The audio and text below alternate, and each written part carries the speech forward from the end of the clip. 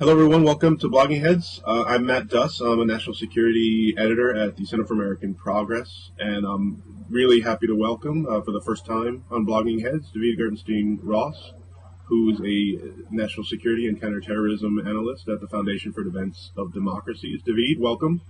Great to join you, Matt. And great to we've been trying to for the first time. Yes, we've been trying to do this for a while. Travel by both of us made it somewhat difficult, but glad we could finally do it. So let's just start right off. David, as some of our viewers may know, you have a pretty interesting biography. You spent some time in a radical Islamic extremist group and wrote a book about it. So could you just kind of fill us in and what drew you to Islam first, and what drew you then to radical Islam? I'd been a convert to Islam when I was in college, without getting too much into the details of that, because I know we have a long conversation, but I don't want it to be dominated by talking about myself. There's no problem with that, by the way, on Blogging. Please feel free. I'll tell you, the one thing that makes me hesitant in that regard is after my book about this came out, I spent so much time having to talk about myself, literally for about 2 months of a book tour, that I got about as burnt out on talking about myself as I could possibly be. But that being said, so when I was in college, I'd had in about a 2-year period a couple of serious brushes with death due to illness, which, as they say, can be the kind of thing that gives you it's when you find religion. I had a lot of religious questions at that point in my life. In particular, I'd been raised with kind of a syncretistic understanding of religion, that is, combining different faiths. But growing up, there were pictures of Jesus in the living room, and statue of Buddha in the backyard, and Jesus was a very compelling religious figure to me, but I was very uncomfortable with two things, one of which was the tension between my understanding of who he was and the text of the New Testament, which seemed to put a very different interpretation of it than mine, that he was a good spiritual teacher. And second, I was very uncomfortable with the idea. Just explain that for a minute. How did it do that? Well, the way that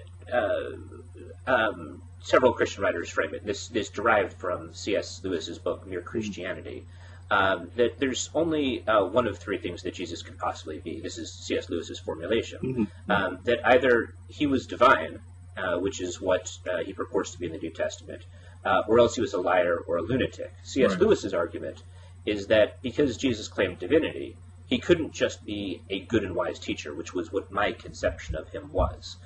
That he either had to be correct that he was divine, or else he'd be one of the worst liars in history with nothing to offer his followers, or else he would just be like someone who calls himself a poached egg, a mere lunatic.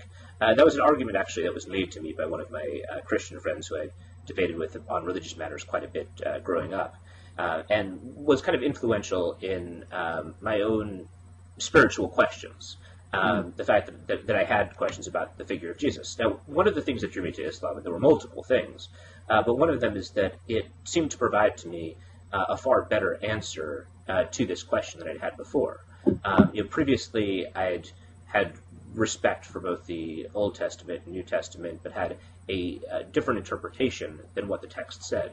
Whereas when I first started to become interested in Islam, it answered the question, situating it within a religious tradition where the texts, the relevant texts, with the Quran and the Hadith, had the same understanding of Jesus as not being divine, making it very, very clear that he was a prophet, but rejecting the idea of the Trinity or the idea that Jesus had any divinity within him. So that's what drew me to it. And initially I had a very moderate interpretation of the faith.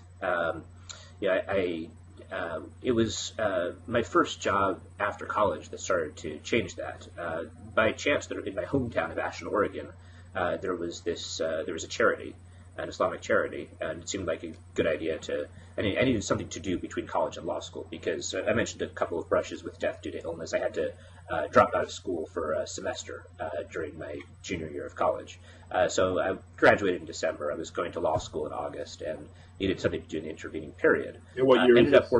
this is I graduated December of '98 and was going to law school in 1999. So needed something to do in between, and there was this charity called the Al-Haramain Islamic Foundation in Ashland, Oregon. I applied for a job there. It's one of those things that they say seemed like a good idea at the time. They were, at the time, probably the largest Wahhabi charity in the world, and today not only is the overall organization a designated terrorist outfit, but so too is the branch which I work for.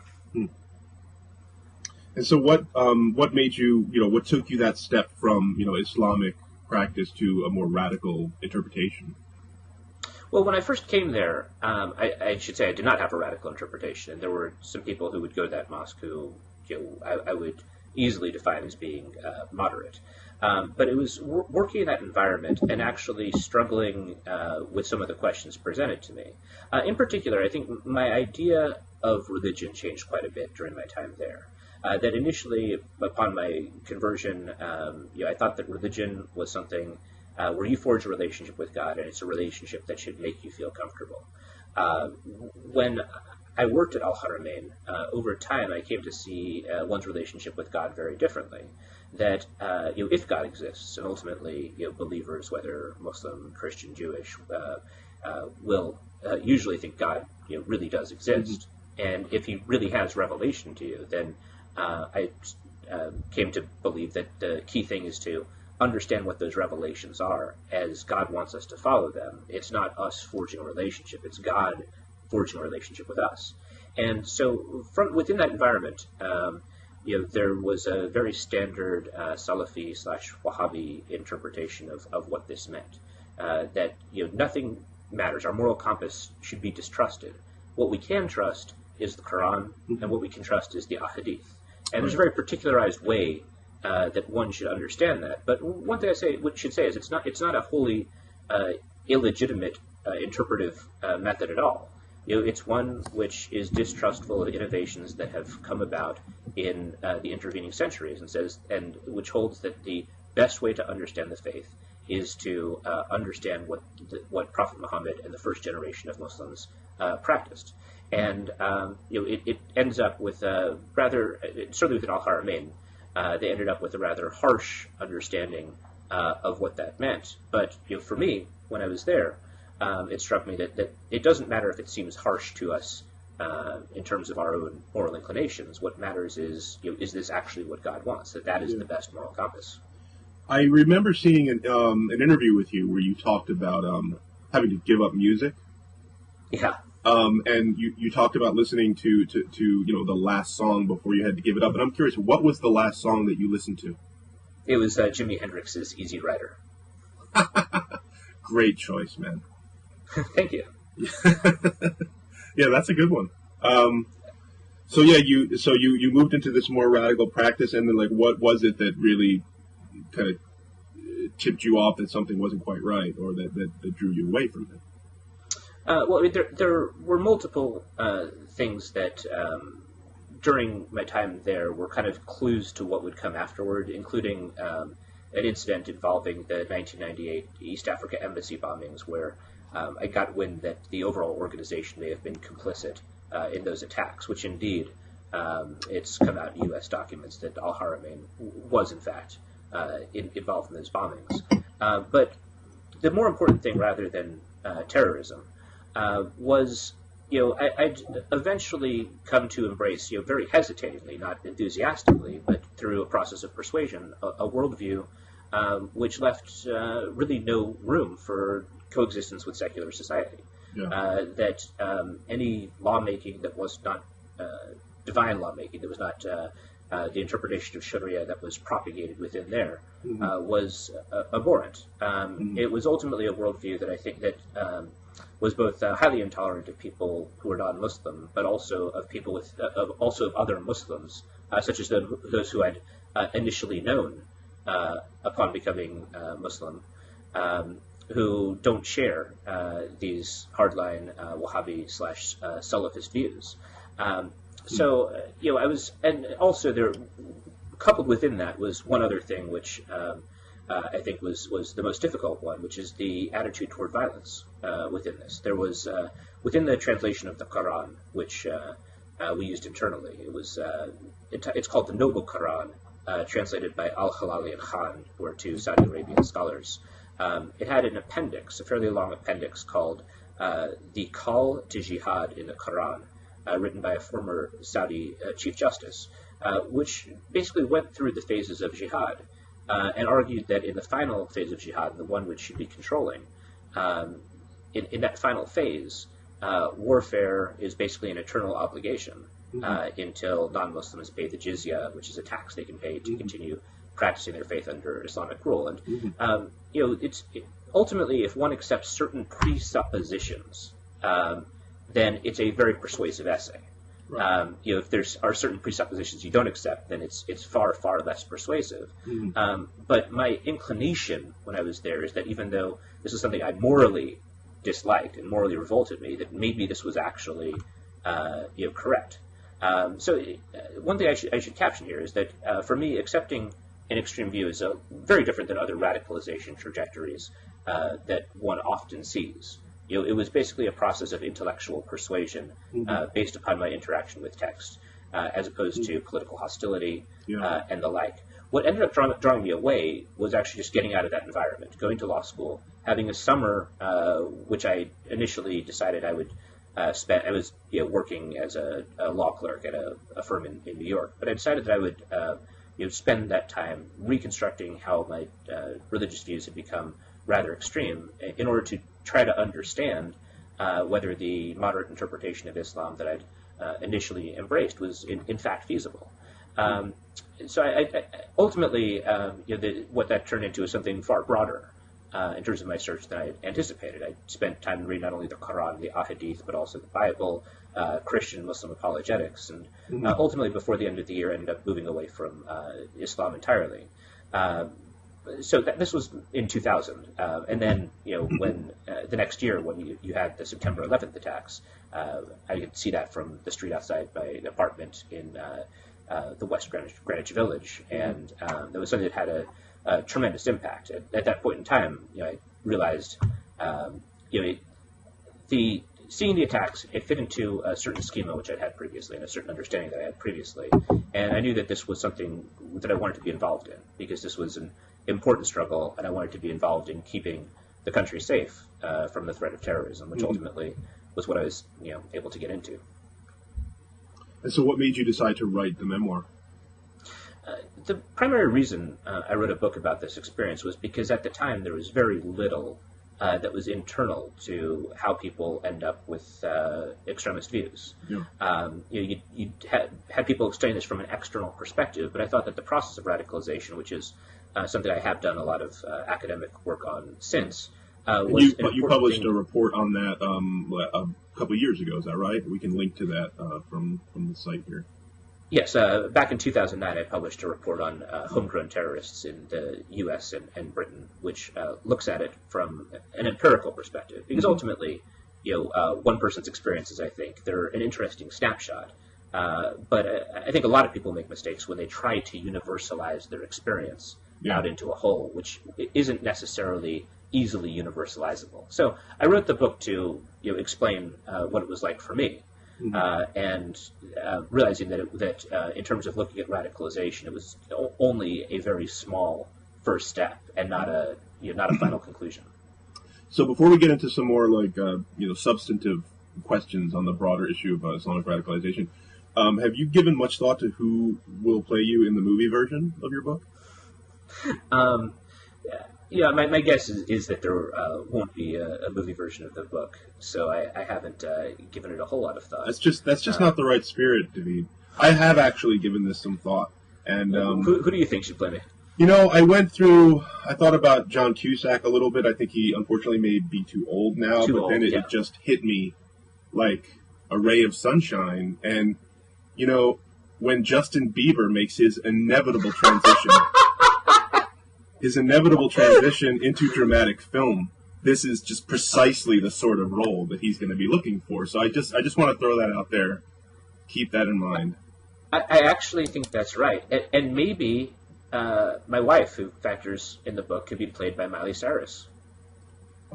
All right, I think this is really going to happen. I'm really excited about this. So anyway, let's move on. As to the issues of domestic radicalization, you've done a lot of work in this, and we have Representative Peter King, who's promised to hold hearings in the new Congress on the issue. A lot of people are concerned that he said he's not one known for his subtlety. He's made a lot of comments about the problem of radicalization. I mean, recognizing that it is a problem, but people, I think, including myself, are a little bit worried that this is going to be casting far too broad a net, and I think potentially casting aspersions on huge numbers of Americans. So what do you think about this? Yeah, I'm concerned about that as well. Ultimately, there are a number of paradoxes which I think as a country we don't have our head entirely around yet about fighting terrorism. And one of which is that really showing that you really, really care about the problem sometimes actually isn't helpful in defeating it and can be counterproductive. So I use the word subtlety, which I think is an important word as we look at this problem, because casting aspersions too widely can end up making many within the Muslim community feel like they're outsiders, which can be highly counterproductive. There are many. There both are higher levels of radicalization than some people want to admit. But on the other side, there also are a lot of positive things within the Muslim community, much more than other people want to admit. And so I think that when engaging in the debate, it's important to understand the lay of the land of the Muslim community and the process of radicalization as a whole, and to take care not to demonize all Muslims in the United States, which is extremely counterproductive. And we do, right now, in my judgment, have an anti-Muslim backlash going on. So that's my concern. I mean, I think a hearing like this could be done productively, but it depends a lot on which witnesses they decide to call, what angles they're trying to hit in terms of radicalization. If you're just looking at, American Muslims, are they bad? That's the kind of hearing which I think is very difficult to do with any degree of subtlety. Right. I mean, I think what I see as the real problem here is there's a tendency that is kind of part of this most anti-Muslim hostility that we've seen over the past year, especially over the past year. Just this idea that violence is inherent in the Islamic faith. Not that it's a particular interpretation, but there are people who argue that, people who are true to Islam itself is a religion of violence. And I think that is, not only not true, but it's very dangerous, and that it could alienate, as you said, some of the people who are going to be and have been some of our very best allies in dealing with the problem of American domestic radicalization, which are just everyday Americans who are Muslim. There are two things going on here, and one of which is I think we discuss the issue of religion poorly, and I'll caption that for a second because I want to return to it.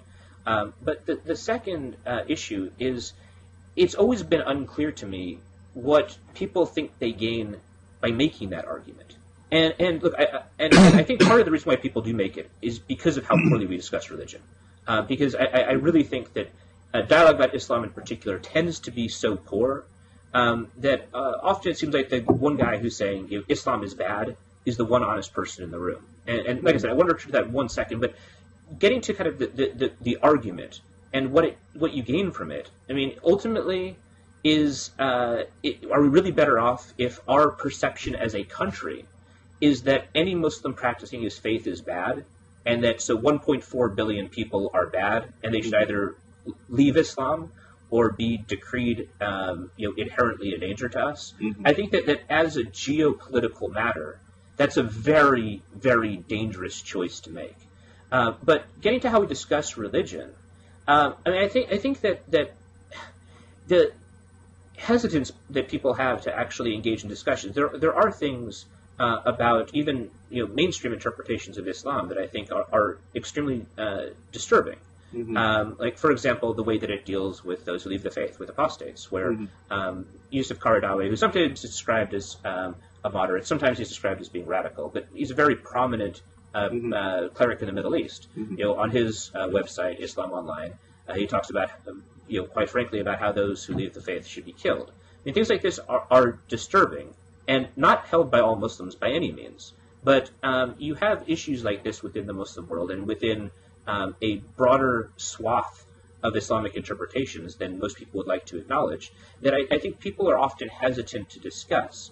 And when you have something like that happening, and the answer that those who are concerned about that get is, you're a bigot, or how can you say that, or just the very simple, Islam is a religion of peace, then often it drives people to have, I think, much harder or more fervent views about those than is productive in understanding Islam. So I think one of the problems really is our failure to discuss these issues well, which will magnify, in my view, fears. No, I completely agree with that. I think you and I have discussed this in previous times. Just the failure of analysts and pundits, and I can include myself in this group, who just a failure to kind of promote a more productive, subtle, and complex discourse about not only Islam but about religious faith in America. I mean, one of the ironies here is that among modern Western countries, America is clearly the most religious. I mean, we have expressions of religion in our politics that are really, excuse me, really, really unique among modern countries, and yet expressions of Islam. I mean, I guess what I'm getting at is I wonder how much of the concern and this backlash against Muslims and Islamic faith in America is about Islam. And how much of it has to do with other things like the economic recession, fears about immigration. Because we can look back at American history and see other times when there were economic difficulties and all kinds of social upheavals. And, in those cases, minorities, whether they be social, religious, or whatever ethnic minorities, tend to, get targeted. Well, first of all, I generally agree with your statement about the U.S. And it being the most religious modern Western country, although I would point to one which is probably more religious, that being Vatican City. But that quibble aside, one interesting thing about economic recession and what happens to minorities is that the studies that have been done on this matter tend to actually refute the linkage between economic recession and hate crimes. In Alan Kruger's book, What Makes a Terrorist, which actually goes into an extended discussion of hate crimes in the economy, the conclusion that he reaches based on a number of studies that have been done on this is that the link between poor economy and hate crimes is actually rather weak. Mm-hmm. But it's an intuitive link. I'm just pointing that within the social science literature, there are questions about this. Now, as to what it's about, I think there's multiple things that are going on. I'm putting my finger on one factor, which I think is lack of good public discussion. But yes, you have demographic issues. You have multiple other issues. Personally, I tend to take people at their word when expressing why they have a specific concern. Sometimes I'll look for another overarching causal factor. Mm-hmm. But it seems like, having spoken to, and look, I speak to a lot of people. I give speeches in different parts of the country. I deal with a controversial subject. So often people afterwards will come up and tell me their particular views. Mm-hmm. And often I'll hear views that are extremely anti-Islam. Mm-hmm. And when people express those, usually it actually is coming from the perspective which I outlined before, which is they've read a bit about what Islam holds. They've read certain authors as to how it's best interpreted. Yeah. And actually, I think particularly for people who are religious, whether they're religious Christians or religious Jews, they have a certain interpretive methodology that they'll bring to their faith. And so it's very easy to take that methodology and say, okay, I see how this methodology applies within Islam as well. Look at the conclusions that one reaches from this. These are extremely disturbing. And I think that really one of the places where public discourse needs to go, as you and I have just agreed, is having a more nuanced and open discussion about this. Now, of course, that's easier said than done, because as you well know, often discourse that touches on controversial issues that you mean to be nuanced, it doesn't get understood and interpreted that way. So it's far easier said than done. But ultimately, it's something which I think the country would be healthier to have. Mm-hmm. Total agreement on that one. I mean, getting back to some of the stuff we've been seeing over the past year. I mean, looking, say, the Park 51 controversy, which just got incredibly hot over the summer. Now, in one sense, August tends to be the month of stupidity in America. Everyone's out, Congress is on recess, and it's just whether it's sharks or people disappearing in Central America. It's this summer Gary it was Condit, Cindy Sheehan. What? Yes. I mean, this summer it was the Islamic Center near Ground Zero. Yes. Which, strangely, given what a huge issue it was in the summer, has pretty much disappeared from the newspapers now. So, I mean, I went down. I was. Oh, and don't forget the crazy pastor who vowed to burn the Quran. That's right. And again, he's not been given a television show. I mean, during the. During this, I mean, I wrote a number of pieces about this, and personally, I can understand. I understand, first of all, why people. I mean, all right. Let me back up a little. I mean, there were kind of three categories of people on this. First were people who just said, fine, build it wherever. There were people who said, I'm kind of offended by this, but the government, shouldn't step in. And then there was kind of that other third who were like, no, I'm offended by this, and the motives of these people are obviously suspect. It's a victory mosque, and the government should step in. And I found that just to be really, really troubling. Just the assertion of the idea that the building of this Islamic Cultural Center was a sign of Islamic victory. It was, them putting their flag down. They, meaning, all Muslims, they're all radicals. Al Qaeda equals the Cordoba Initiative. Bin Laden equals Imam Rauf. And this just seemed to me really not only wrong, but just really disrespectful. And so, yeah. And now we have. And again, I wrote a number of things about this, and I went to cover the 9/11 demonstration that took place right there at Ground Zero, just a block away from the Park 51 Center. And while I was, I was really offended by a lot of the stuff I saw and heard, and people I talked to just with these crazy views about what Islam was, I was struck by the deep pain that still exists. And that's something I knew intellectually, but to really be there, amidst it, and seeing it expressed and really feeling it expressed, that's what I really came away with. I mean, a lot of people believing unfortunate false things about Islam, but there's just a real, still abiding sense of pain. And so again, I guess this gets back to the, kind of promoting a respectable discourse around some of these issues.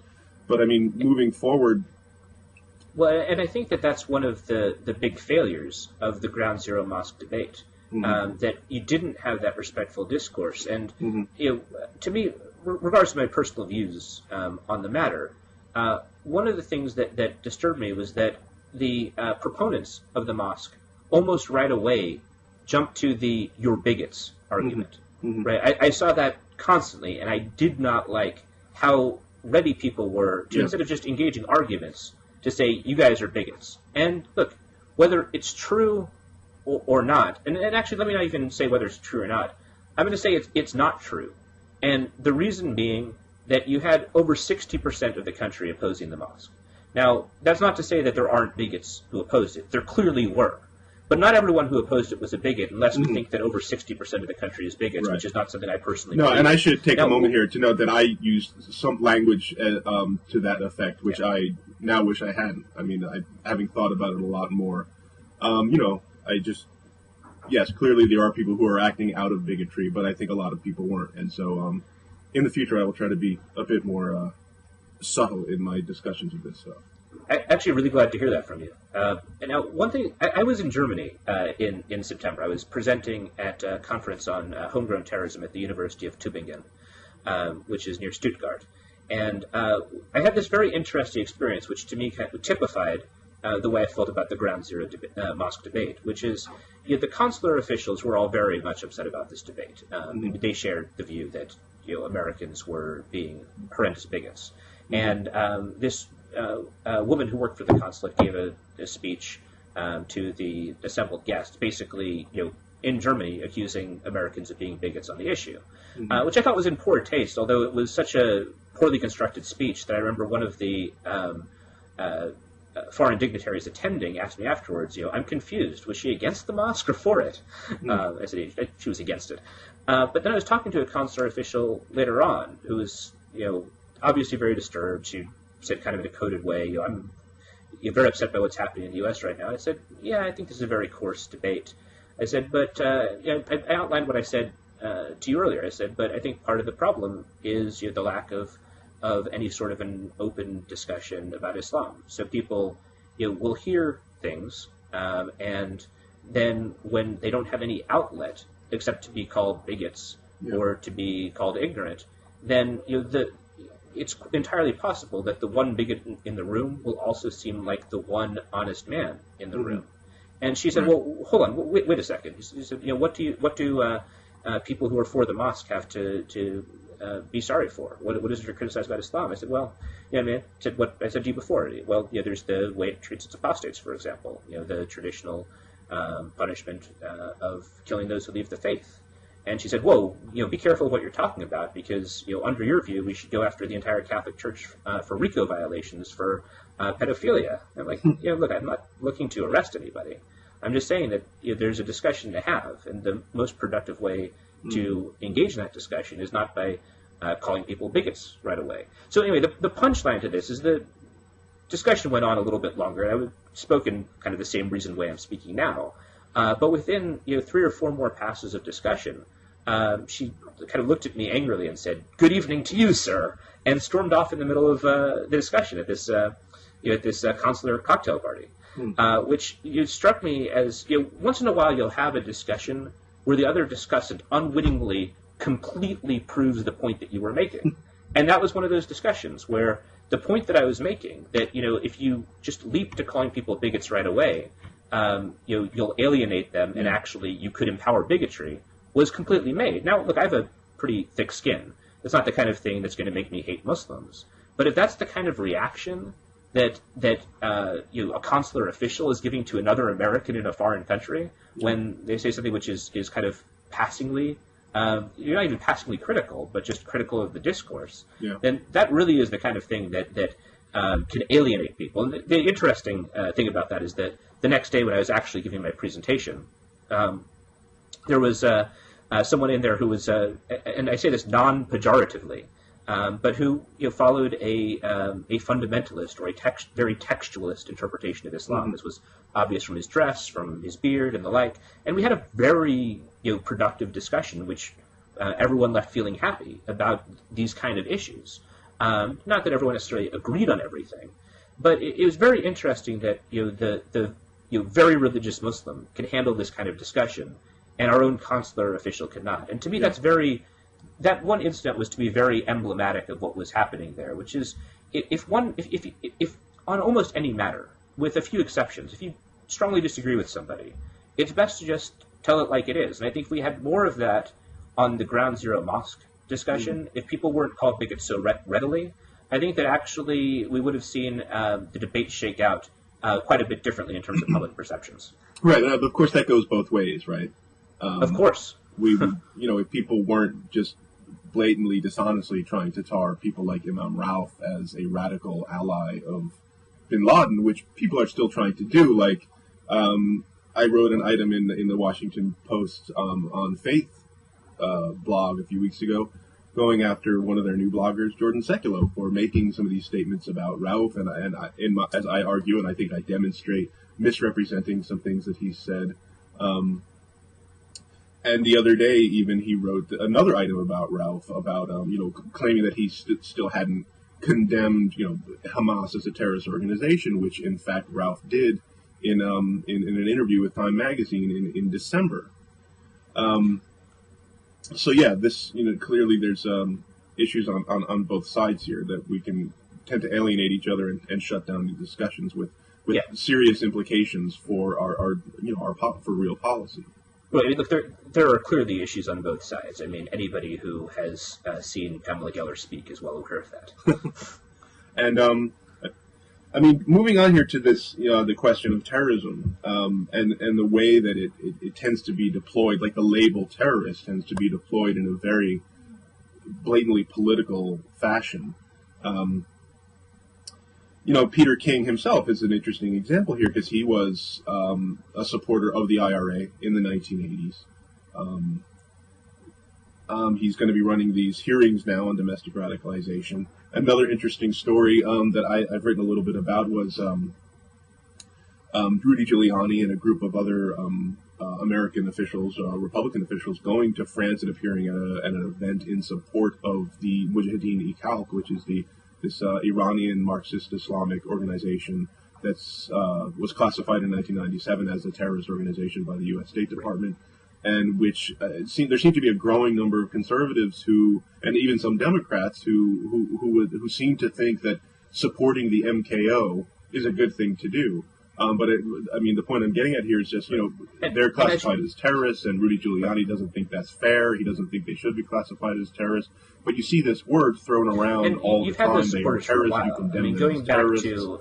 And pressuring, Ralph, do you recognize Hamas as a terrorist organization? As if saying the word "they are terrorists" was kind of like his ticket into the acceptable discourse. And eventually, he did acknowledge that they are terrorists. So what do you think?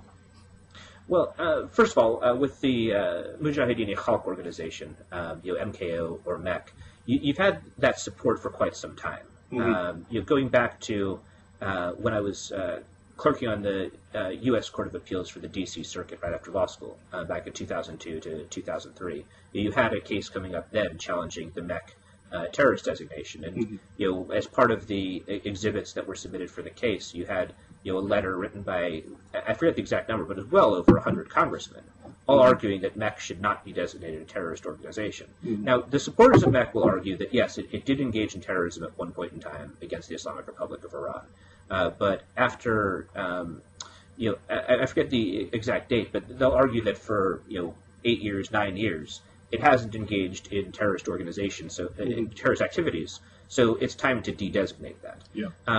For the Rauf debate and Hamas, I had mixed feelings about that throughout, because on the one hand, one can understand, let's take two different versions of Rauf. We'll take Rauf the moderate. If Rauf is a moderate, and he wants to be able to reach out to a broad base of people within the Muslim world, and he does think Hamas is a terrorist organization, one that he does not support at all. Then coming out and being incendiary about that topic might actually make it more difficult to reach audiences. Right. So there's the kind of the moderate that doesn't take a very confrontational approach.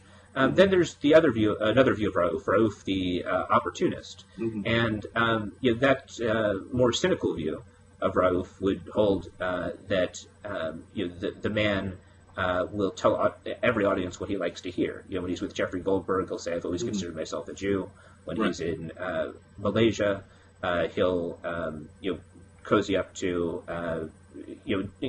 people who have vile anti-Semitic views. And he attended. You and I went back and forth about this a little bit, and he attended a conference which had some people there who I found extremely disturbing, including Matthias Chang.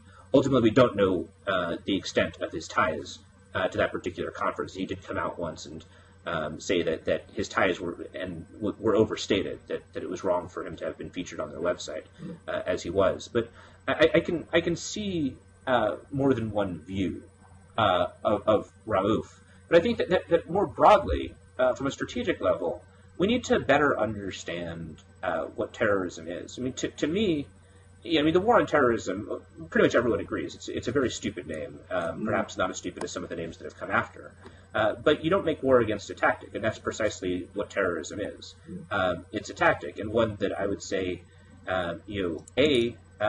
states can engage in terrorist acts as well, and not just non-state actors. And B, terrorism isn't necessarily wrong. Now, I think that most of the time, when can I interrupt for 1 second? I definitely want to do this, but I just want to respond to the point about Rauf, because I don't necessarily see moderate versus opportunist as mutually exclusive. I think both of those things are quite true, and I observe about Rauf, I think he's a moderate, but he's clearly a player. He's an operator. He is someone who I think the comparison I often use is someone like Rick Warren, You know, he's a relatively moderate Christian preacher, but he's a celebrity too, and he's an ambitious celebrity, and he will go on. He will talk about Jesus and peace and faith, but then he will also go on the Sean Hannity show and nod along as Sean Hannity talks about how Jesus would support assassinating Mahmoud Ahmadinejad. So it's not like one or the other view of Rick Warren is necessarily true. It's just that he's a multifaceted character, and he's, I think, a generally moderate figure. But still, he will be in these situations and kind of give appearing assent to some of these ideas, which are in fact pretty radical. I'm not familiar with Warren having gone on the Sean Hannity show, but I do think that in the case of Rauf, obviously it's consistent to have someone both be an opportunist and a moderate. But I think that in some way, certain variations of being an opportunist would be inconsistent, right? If the question is whether you're a complete chameleon who changes your colors entirely, or whether you're just a bit more, I'm going to keep things a little bit in my pocket. I mean, because to be perfectly blunt, I'll do a bit of that as well, right? I mean, I won't play to an audience that's anti-Islam at all. I'll say exactly what I think. But if someone comes up to me after a speech and is like, Islam is evil, blah, blah, blah, I won't necessarily argue with them because it depends on what I'm looking for. Right. I might be more interested, let's see what they have to say so I can put my finger on the pulse of why people are angry about Islam. Sometimes I might do that and listen, not agree, but listen, and then I have more information on that particular point. Right. Or, alternatively, alternatively, sometimes I just don't want to debate somebody who clearly is over the top on a circumstance. There are times when engaging an argument is far more counterproductive than it's productive.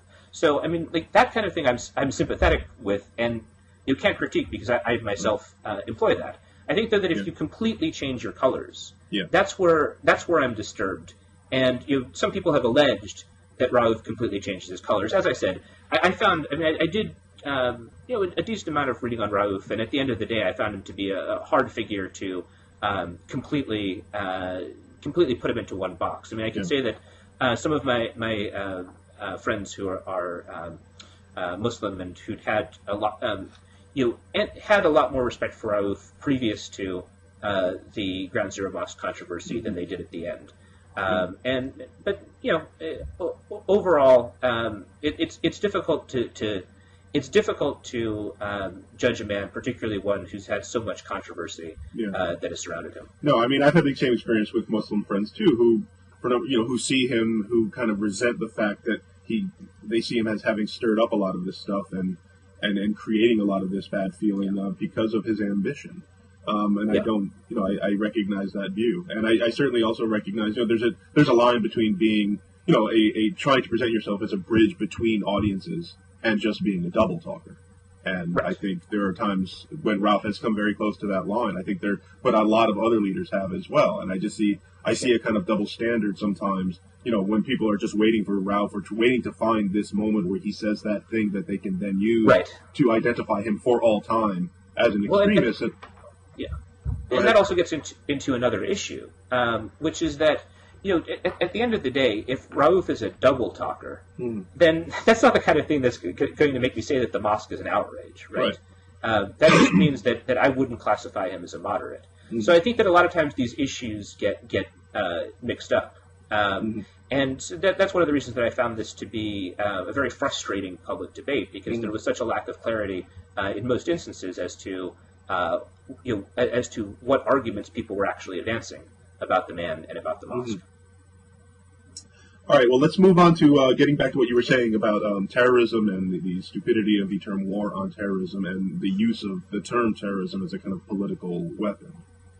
Well, what I was saying is just that it's precisely that this is a very politicized debate. And I think that understanding what terrorism is as a concept is important. I mean, whether they employed terrorist attacks or only insurgent attacks, attacks against military targets, I think Al-Qaeda would be a threat either way. And I'm not against at all. In fact, I think it's good, the designation of groups as terrorist supporting entities, because it's a way that countries that are threatened by terrorism can clamp down on terrorist fundraising activities and other kinds of support of these organizations. But the controversy over the MKO or MEK does demonstrate how these are contested terms. I mean, for MEK, it's a group that I've always had some suspicions of. For a variety of reasons. I mean, anybody who's familiar with them will be aware that the way they carry themselves is something which does generate legitimate suspicions. Also, recently I've had friends in the military actually really who are in very good places to assess this. Really praise the kind of information that's put forward by MEK, which is something I've gotten from a number of other sources as well. But the interesting thing is that lately I've actually gotten confirmation from people who I really trust on these issues about the quality of the information they provide. Right. No, I think there are kind of two issues here. There's should they continue to be designated a terrorist organization, and B, should we then support MKO as our kind of committee, or the Iranian Liberation Front, or whatever we want to do, whatever plans their supporters have for them. But I think that's a separate issue. So moving on here, one of the just quickly, not to be at all controversial here, before we move on to our next subject, is that one of our earlier talks we mentioned Hiroshima. Yeah. And Hiroshima as an act of terrorism. Right. And what that says about the word itself, and what it says about it as a tactic. Well, this is what I had in mind when I said that terrorism isn't necessarily always wrong. And it's a line I'll use from time to time, particularly when I'm at a party with people who are really lefties, because it makes them glow, which I always think is funny. Because I'll say that if we're making lefties glow, the David Gerstein-Ross story. Well, it's making lefties glow for the wrong reasons. That's why I think it's funny. Because the line, which I think is accurate, after having spent a while thinking of the definition of terrorism, I think that the Hiroshima attack is the greatest act of terror in the history of the world. Yeah. And I say that in a non-pejorative way. Right. And the reason why is because Japanese society at that time was dedicated to death. It was people were willing to die as kamikaze pilots for the honor of their emperor. And the U.S. dropped the bomb on Hiroshima and Nagasaki, and it terrorized their society. It took a society that was dedicated to death, and it terrorized them, and it made them surrender. And look, with it's difficult. I haven't gone back through and actually meticulously reconstructed the various debates you have about whether the bomb should have been used. But I think that Truman's rationale that otherwise you'd have a long, protracted war, and you could end it then, that has a lot of weight. My gut tells me that Hiroshima, not necessarily Nagasaki, but Hiroshima was the right thing to do. And it's a horrible thing. Yeah. But when you're faced with a war that has killed as many people as World War II did, as many Americans, as a president, do you want tens of thousands or hundreds of thousands of more Americans to die when you have a weapon that can end it then? Right, so the question is, do you want to kill that many Japanese or that many Japanese plus thousands of more Americans? Right. And ultimately, the reason why I say it's terrorism is when you look at the definition of terrorism, it's an attack on a civilian population designed to terrorize an enemy, cause fear in an enemy, and in that way create political change. Yes. And that's precisely what happened. Yeah. That doesn't make it wrong. And I should say, by the way, I'll give a little bit of anonymous credit because I'm not sure if he wants to be credited publicly for this. But some of my thinking on the matter is shaped by discussions I've had with a friend and future co-author of mine who's an active duty Army Ranger in Special Forces. So I'm giving credit, so I'm not claiming this entirely as my own thinking. But I think that when you could, as I said, it's the kind of thing that makes lefties glow. The definition of Hiroshima as terrorism, but again, that doesn't make it wrong. What it does is contextualizes the way we look at terrorism, and that terrorism is a tactic.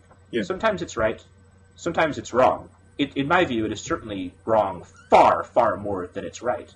Yeah. But it's important, I think, to understand what terrorism is, because otherwise you have the kind of lack of clarity in this matter that you do right now. And I think that the lack of clarity actually is harmful to us because, I mean, one question, for example, is how do you understand different jihadi groups? Well, I know that there was a push for some recent military documents that military analysis to see terrorism as the end-all be-all, and that when you defeat terrorism, the problem is done. That is, terrorism in Western countries. Right. And I think that is a nonsense way of looking at it, because if you have a massive drop in terrorism, but there's a massive concomitant increase in insurgent activity, then number one, jihadi goals are still being served, and number two, eventually it will probably manifest itself in terrorism again. But even if it didn't, even if it didn't manifest itself in terrorism and you were to allow these gains, what you would see is a spreading of insurgent attacks into other theaters. So, looking at it from just a simple metric of it's terrorism that matters, I think is overly simplistic when we're looking at these matters. And the lack of clarity that we have, I think, can cause us to not really understand strategically and in terms of overarching objectives, what we need to be worried about and what we need to accomplish. Well, that's a good segue here to our final point of discussion, which is Al-Qaeda's nefarious attacks on the birds of the West and of America and of the American South. Yes. What's Al-Qaeda doing? How are they doing it? How are they killing these huge groups of birds in Arkansas and Louisiana? I think you're asking the wrong question, Matt. I mean, the question isn't how. I think the question is why. Why do they hate our birds? And I mean, one thing I would point out is that Obama said after the Uganda bombings that Al Qaeda was a racist organization. Now, what birds are being killed, Matt? Blackbirds. That's true. So I think that in part Al Qaeda's prejudices certainly play a role in the birds that they're targeting here in the United States. I mean, this raises a question. I mean, what kind of alliances can be formed with other birds? The United States. I mean, the U.S. and the world's bird population have often been at odds. Well, you clearly have an Israeli alliance with the vulture right now. Right. For one thing. And the sharks, which I think is really interesting. The whole Mossad shark and the Red Sea thing. But I would hope that there is already some sort of project going on, whether through intermediaries that the Obama administration has been reaching out to the birds to see whether there is some kind of mutually beneficial relationship we can establish to defeat Al Qaeda. Well, if that is to happen, then I think both of the people who watch the movie Furry Vengeance will know that Al Qaeda is in for some big trouble. Right. I'll have to rewatch that. It was the in-flight movie for my flight back from Germany last time. Whatever, David. I'm not buying that in-flight movie stuff. It was the worst 2 hours of my life. Oh, really? When I flew to Israel in October, I had to watch Grown Ups. Well, I think that our next Blogging Heads debate can be Grown Ups versus Furry Vengeance, which is truly worse. All right, well, thanks a lot for doing this, David. Pleasure, Matt. Always nice talking to you. All right, well, I'll see you again soon. Bye-bye.